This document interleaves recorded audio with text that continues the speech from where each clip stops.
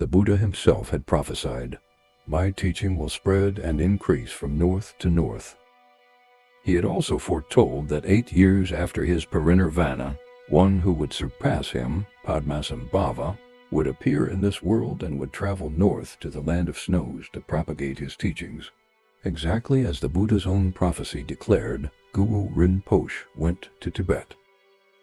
This mantra adept, Orgyen Tsokye Dorje, or Padmasambhava, is the single primary emanation of all 3 figures of Buddha Amitabha in Sukhavati, Lord Avalokiteshvara in Mount Potala, and the unsurpassable Buddha Shakyamuni in Bodh Gaya.